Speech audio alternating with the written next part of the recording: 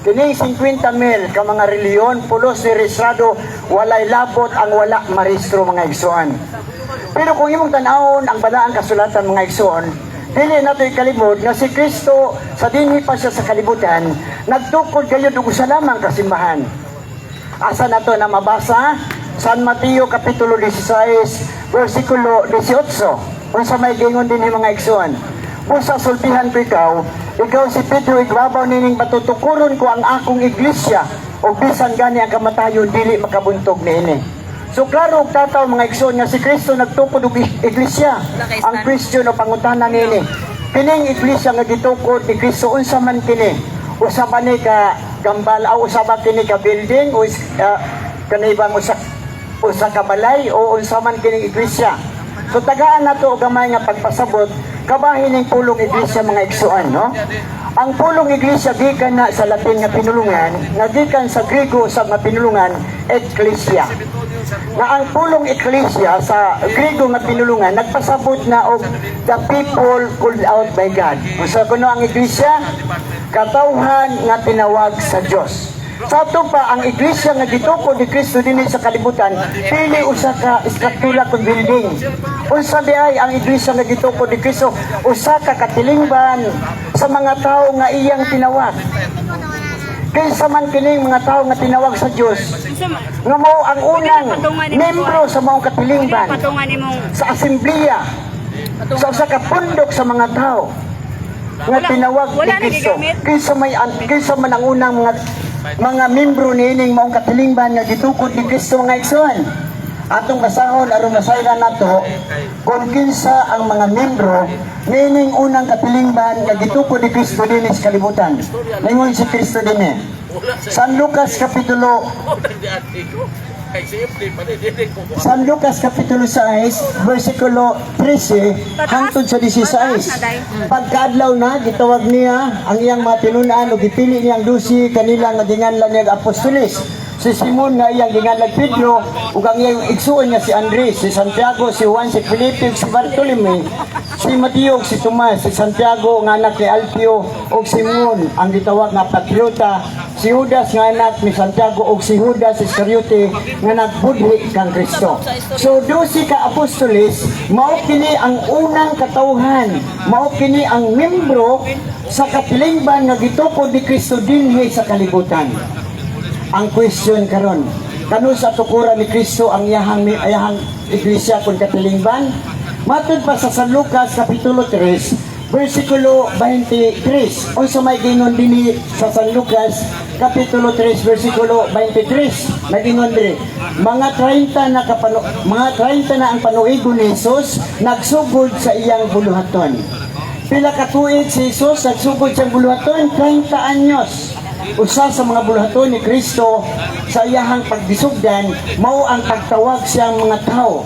Pagtawag sa mga piniling katawhan nga mao ang napulog duha ka mga apostoles aron mamahimong sakop o membro sa katilingban nga iyang gitukod niadtong 30 sa nag-edad pa sa mga igsoon. Kanu sa man nahingpit ang maong simbahan o iglesia katilingban nga gitukod ni Kristo pag-abot sa Pentecostes, buhat Kapitulo 2, versikulo 1 ngadto sa 4. Atong basahon mga igsoon. Buhat Kapitulo 2, versikulo 1 hangtod sa 4. Sa pag-abot na sa adlaw sa Pentecostes, ang tanang magtotoo nagtigom sa usa ka dapit og sa kalit may dahunog gikan sa langit sama sa kusog nga huros hangin og nilukop kini sa tibok balay sa ilang ditiguman. O niya nakakita sila daw mga kalayo o daw mga dilang kalayo nga nanugdon diha sa matag usa kanila. Silang tanan na puno sa Espiritu Santo o nisulti sa nagkalain-laing pinulungan sumala sa gipasulti kanila sa Espiritu Santo. So sa adlaw sa Pentecostes, matod pa sa kasaysayan, naman kasaysayan, tuig 33, nahingpit ang pundok o katilingban nga gitukod ni Jesus sa dihang gisugdan niya sa 30 anyos pa niyang panuigon. Kanu saan nahimong hingpit ang maong katilingban nga gitukod ni Jesus pag-abot sa adlaw sa Pentecostes. Mao na ang simbahang Katoliko nagtudlo na ang adlaw sa Pentecostes mao kana ang adlaw diin nahimugso ang maong simbahan nga gitukod sa atong Ginoong Kristo.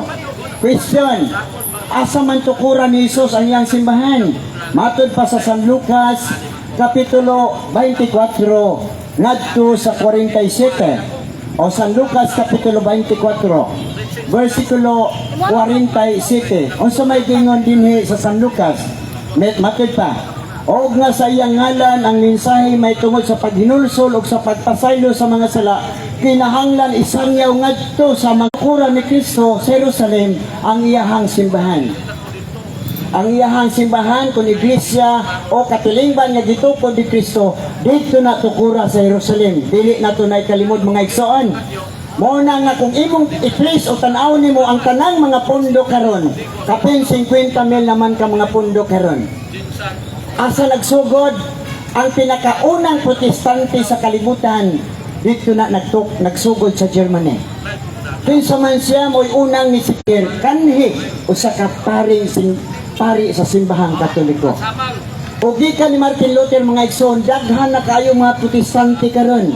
Gikan ni Martin Luther nga nagtukod og yang pundok dito sa Germany niadtong 1517 mga igsoon.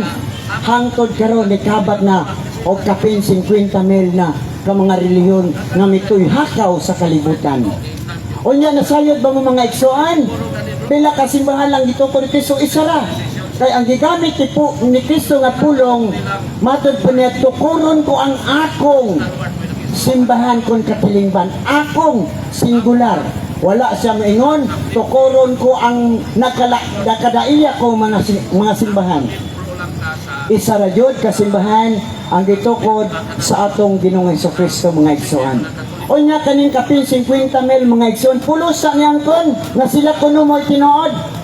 Igsoon, sultihan ko kamo. Sa yon ang pag-angkon apan lisod ang pagpamatuod.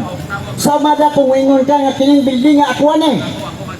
Kining Tagum City ako ni. Pero ang problema, naa ba kay dokumento nga ipamatuod nga kanang maong building o kining syudad sa Tagum imuhani. Importante ang dokumento mga igsoon. Dili ta pwede nga moingon nga kining akong pundok, kining akong reliyon. Si Kristo'y magtutukod. Kalibutan o gimuha silang akong mga tinunan o bunyagi sila sa ngalan samahan sa anak ug sa Espiritu Santo o tudloi sila sa pagtuman sa tanan nga akong gisugo kaninyo o hinumdumi kini ako magauban kaninyo hangtod sa katapusan sa kalibutan. So klaro mga igsoon nga tining mong simbahan nga gitukod ni Kristo nagsugod sa Jerusalem.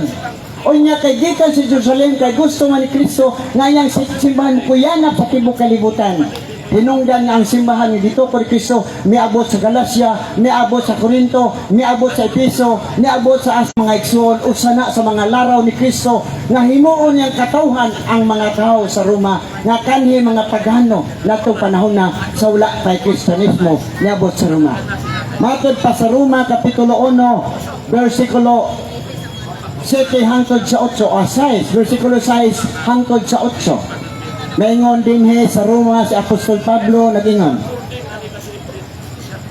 Nakita mo nga na sa Roma nga gitawag sa Dios aron maiya ni Kristo Jesus. Klaro nga ang Roma di ay mga igsoon plano o kabubot o na sa Dios nga si Kristo gusto niyang mahimong katawhan sa Dios ang taga-Roma. Unsay gingon sa 7 busa gisulatan ko kamong tanan diha sa Roma, kamong tanan diha sa Roma, nga gihigugma o gitawag sa Dios aron mahimong iyang katawhan. Hatagan unta kamo grasya sa Ginoo. O sa una sa tanan, nagpasalamat ako sa Dios pinagi kang Kristo Jesus alang kaninyong tanan kay nasangyaw sa tibuok kalibutan ang inyong pagtuo. Asa nagsugod ang pagtuo nga nasangyaw sa tibuok kalibutan diha sa Roma. Kay si Kristo o si San Pablo niabot man sa Roma mga igsoon. O human si San Pablo sa Roma niabot sa Espanya. Roma Kapitulo 15 versikulo 24 kama 28. Unsa may gingon din mga igsoon. Si Apostol Pablo niabot sa Roma, niabot usab ngadto sa Espanya. Hinungdan nga ang Espanya niabot din sa Pilipinas. Roma Kapitulo 15 versikulo 24 kama 28. Naglawom ako nga mahimo ko na kini karon. Muhapit ako diha sa akong pagpaingon sa Espanya. Asa miadto si Apostol Pablo sa Espanya.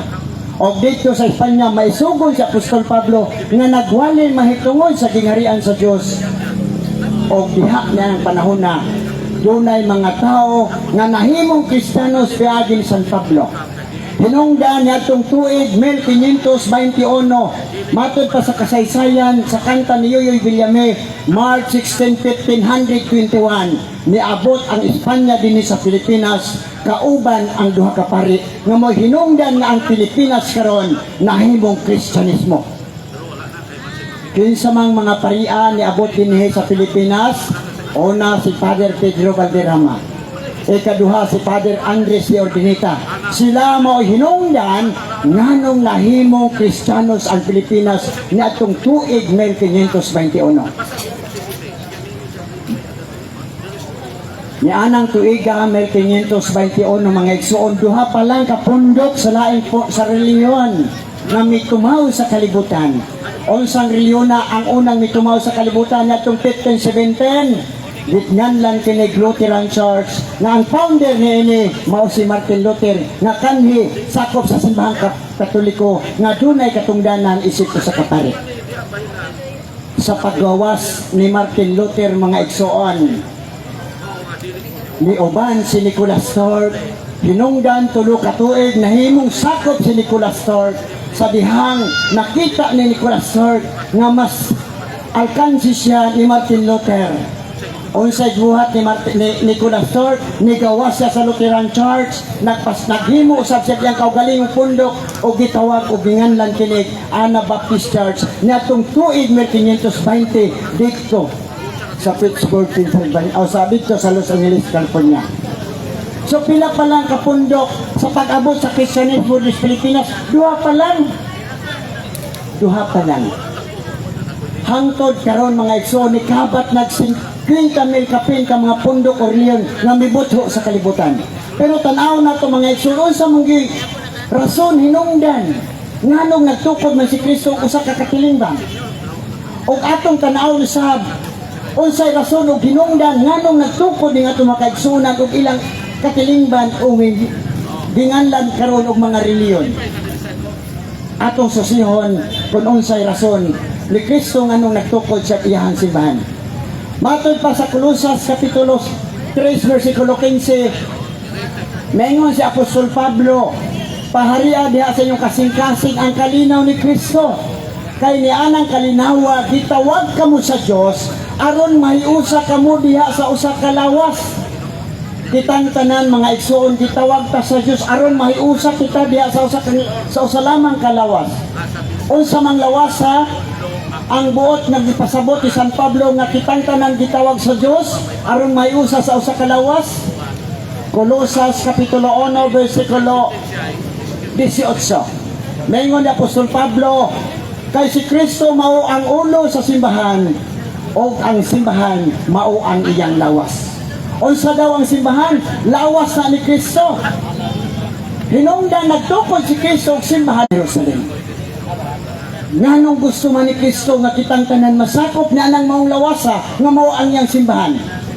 Efeso Kapitulo 5 versikulo 23, mayngon si Apostol Pablo, kay ang bana mao ang ulo sa iyang asawa, maingon nga si Kristo mao ang ulo sa simbahan, o si Kristo mismo mao'y manluluwa sa iyang simbahan nga mao ang iyang lawas.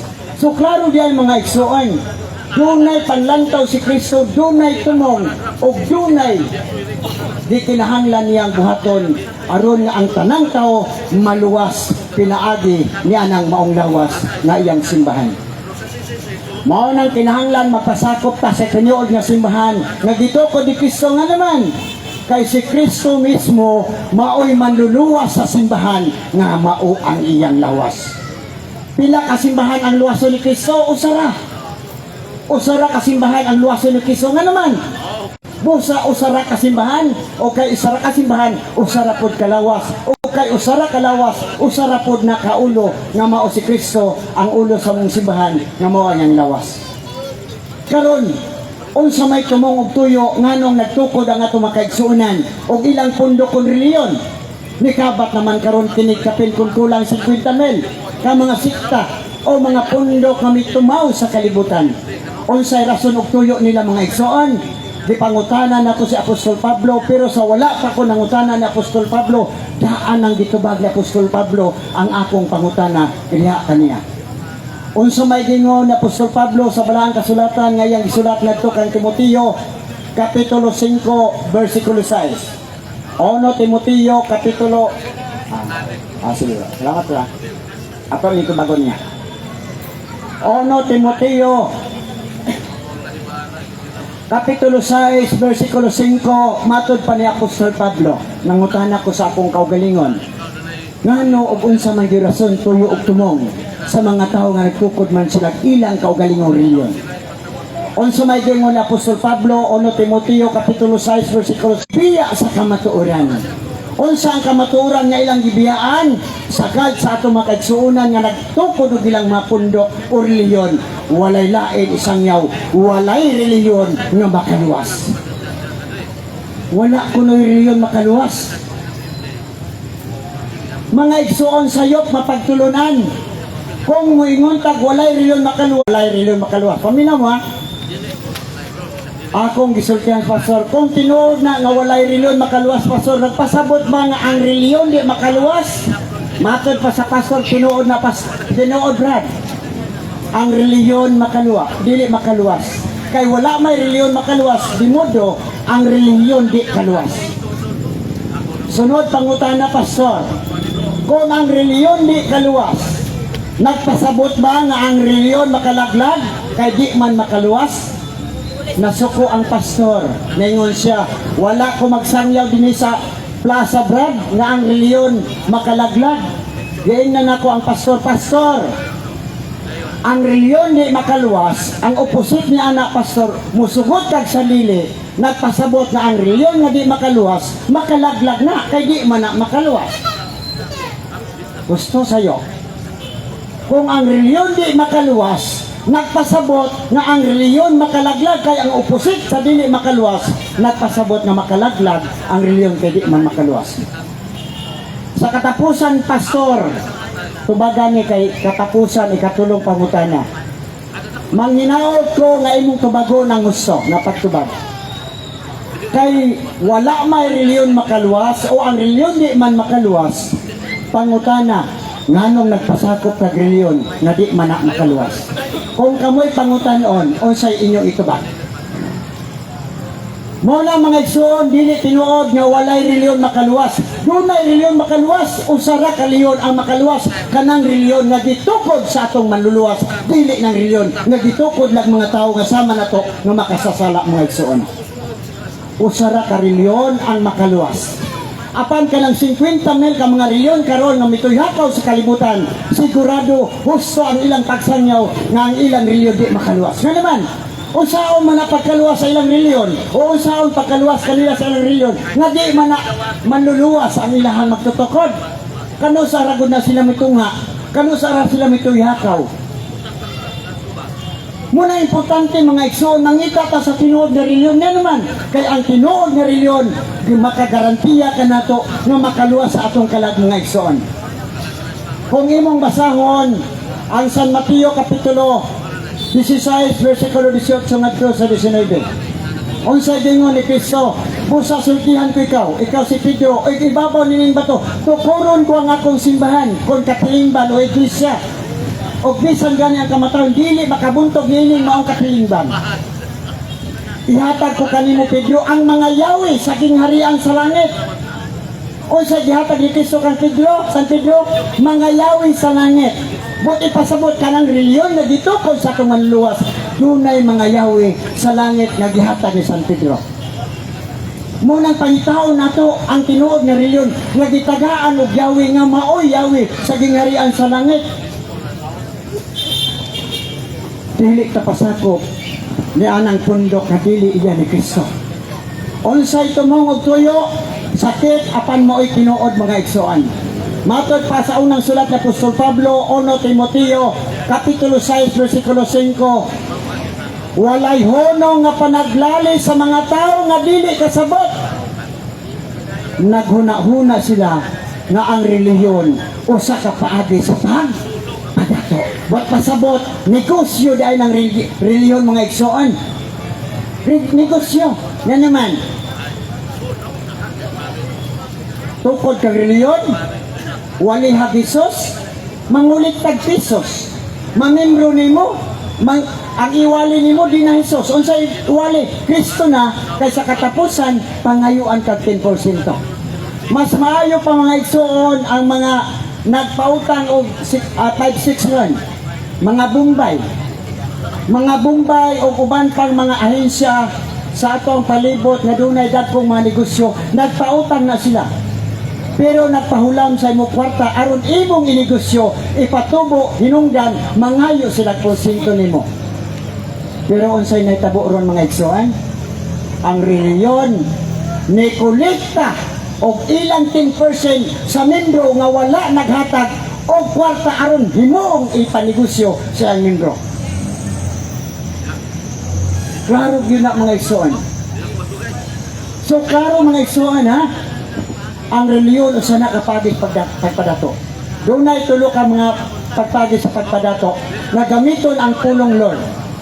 Unsa man ang unang pulong Lord nga makapadato sa tao? Drug Lord. Drug Lord, kung di ka masaktan, siguradong milyonaryo ka. Ikaduha nga pulong Lord, landlord o gun Lord, siguradong dato ka. Pero ang pinakasimple sa yon nga walay kulba o walay delikado, kining praise the Lord, hallelujah. Magbigayan tayo mga igsoon upang bigyan ka munang umaapaw pang mga grasya.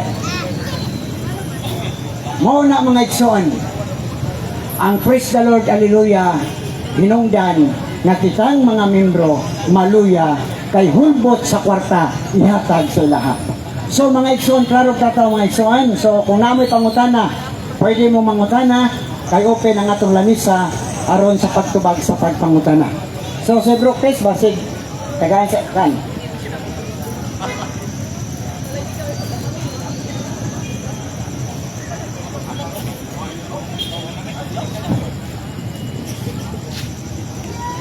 Ang pangutana diri, kung makagagahom maluluyon nganong gitugutan man sa Dios ang kadautan, trahedya nga mahitabo sa kalibutan. Igsoon dili man gyud ang Ginoo tinuod lang mao hinungdan nga naay mga trahedya.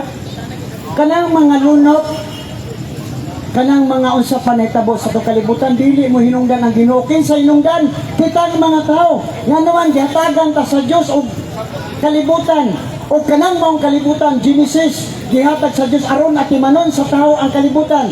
Pero unsay nahitabo? Gipasipadaan ang kalibutan. Giun sa pagpasipala sa tao ang kalibutan, gipangputol ang mga kahoy nga mauntay makasagang sa bagyo o uban pang mga kalamidad nga moabot sa kalibutan. Dili ang Diyos mo'y hinungdan na niabot ang trahedya dinhi sa kalibutan. Mo'y na ito bagigsuan. Timani ha, ang Diyos sa gimo sa kalibutan o gibutan niya ang tanan, kahoy o kuban pa mga istag makahayupan. O ang maong kalibutan, iya kining gihatag sa tao, aron ang tao moay moatiman ini. Pero giunsa niya ang kalibutan, di pa namas-tamasan, hinungdan niabot ang trahedya sa kalibutan. Sunod nga pangutana, pwede ba makakaon sa hustisya nga naa sa kahimtang sa sala o sa unsay may tabo sa tao nga makasala o hustisya. Igsoon, ang tao nga naa sa kahimtang sa sala dili pwede mo kaon o bukalawat sa kanang gitawag nato og Holy Euchariston hostia mga igsoon. Nga naman, kay matod pa sa unang sulat ni Apostol Pablo, Kapitulo 11, versikulo 17, ngadto sa 19. Unsa may gingon ni Apostol Pablo dinhi atong basahon. 1 Corinto Kapitulo 11, versikulo 27, 28, 29. Busa ang mukaon sa paan sa Ginoo ug moinom sa iyang kupa sa paagi nga dili takos nakasala batok sa lawas ug dugo sa Ginoo. Busa kinahanglan nga ang matag usa magsusi siyang kaugalingon ug unya mukaon sa pan sa Ginoo. Unsa daw? Ang tao nga mukaon mudawat sa pan ug sa bino o sa dugo ni Kristo nga dili takos nakasala batok sa lawas sa Ginoo. Kinsa man ang mga tao nga dili takos panangitan kanang nag-live-in nga wala makadawat sa sakramento sa kasal. Sala man na. Gani matud pa sa kaalam ni Solomon, alang nga adtong mga tao nga wala makadawat sa sakramento sa kaminyoon. Kaalam ni Solomon, Kapitulo 4, versikulo 6, sa adlaw sa paghukom, ang mga bata nga mataw gikan sa usa ka gidili nga panagtipon nga ginikanan mooy magsaksi sa sala sa ilang mga ginikanan. Usbon ako, sa adlaw sa paghukom, ang mga bata nga mataw gikan sa usa ka gidili nga panagtipon mahimong saksi sa sala sa ilang mga ginikanan. Unsa ang sala sa ginikanan nga saksihan sa bata panahon sa paghukom sa Ginoo? Kanang gidili nga panag-ipon. Unsa man ang gidili nga panag-ipon? Kanang pag-ipon nga wala makadawat sa sakramento sa kaminyoon. Mo nang importante gayod nga magpakasal ang tao kay sala ang pag-ipon-ipon. Sunod, kanang nangabit, naana siya asawa, naana siya bana, kasado sila, o nya nangabit, usa kadakong sala mga igsoon. Unsay buhaton ni adtong mga tao nga nagbuhat ni anak sa ingon? Matod pa sa gipadayag Kapitulo 2 versikulo 2. Naingon ang gipadayag mga igsoon. Gipadayag Kapitulo 12, Kapitulo 12 versikulo 2. Unsa may gingon rin? Kumbalita, no? Kadut lang. Murag medyo nakalimtan gamay. Gipadayag Kapitulo 2 Revelation. Nga matud pa nga ang tao nga Gipadayag Kapitulo 2 versikulo 22. Unsay buhaton sa tao ang unsay buhaton sa Dios nitong tao nga nakahimo og sala batok sa iyang asawa o sa iyang bana? Naingon ang gipadayag. Busa ibundak ko siya sa higdaanan, diin siya og kadtong nanapaw uban kaniya magantos pag-ayo sa kasakitan. Klaro mga igsoon. Nga kadtong nanapaw uban kaniya, apel tong gipanapawan og ang nanapaw ibundak sa Dios diha sa kasakitan sa ilang kinabuhi. Mo nang ayaw mo pagbuhat nga na mga igsoon, kay sala ang pagpanapaw. Og ang mananapaw mga igsoon, matod pa ni Apostol Pablo 1 Corinto Kapitulo 6 versikulo 9 ngadto sa 10, sa walay duha-duha na sayod kamo nga ang mga dautan walay luna sa kingharian sa langit. Kinsa sila? Palahubog, tigbutang-butang. Kinsa pa? Mga mananapaw, dili kasulod sa kingharian sa langit. Lakip na ang gilawa sa isig ka lalaki o isig ka babae, walay luna sa kingharian sa langit. Mo nang mga igsoon, kinahanglan kung mudawat ka sa lawas ug dugo ni Kristo nga mao ang Holy Eucharist panahon sa imong pagsimba, ayaw dawat kung doon na kay sala, mortal sin nga sala. Mo nang kinahanglan nga Bluetooth mode. muhimo ka sa pagpangumpisal sa pari aron natagan ka o pagtugot na pwede ka makakalawat sa maong nga lawas ug dugo ni Kristo. So pwede na mangutana.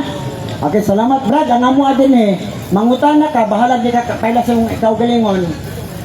Ang importante makabalo mi kung sa imong pundok. Sige. Dari anak ko nangutana ko last year. Salamat ka sa pundok. Ka-remember na siya sa ko. Kaya ay lang bro. Wala naman siya. Ang importante lang sa imong pundok, diriyan lang. Itong Ecclesia of Truth Christian Ministry. Okay, ang sabi pangutana, Ecclesia Truth Christian Ministry. Opo. Sige. So pwede ko Gamit si mong Pwede. Pangutan na lang, kaya nga to dito. Pangutan na ramang yun, no, dito ka mo. Before mangutana, pwede mo premise sa. Pwede. Pwede ikaw mo tubag, sir. Ikaw. Sige, okay lang, sige, kahit ka na may mo dito. Sige. Si Chris? Opo. Sige bro, Chris. Akin sa'yo, asa na? Kanang nakapula o kanang naka-green? Sa may naka-color na yan ko. Kaysa man nasa anak, naka-antipara. Pulos mo na sila. Asa Aduha ito man lang. inat antipara, apipog ka. Di asa dapitan na sila. Asa Sige, ang kulong sige, lang. Ang pana. kulong Chris, lang. Chris, Kanina. pangalan. Si Chris. Sir Chris. Sige, Chris. Kay siya man tuming pangutanan ako last year, Sige. January 12. Sige bro, sige. Tubagol na. Walay time, walay.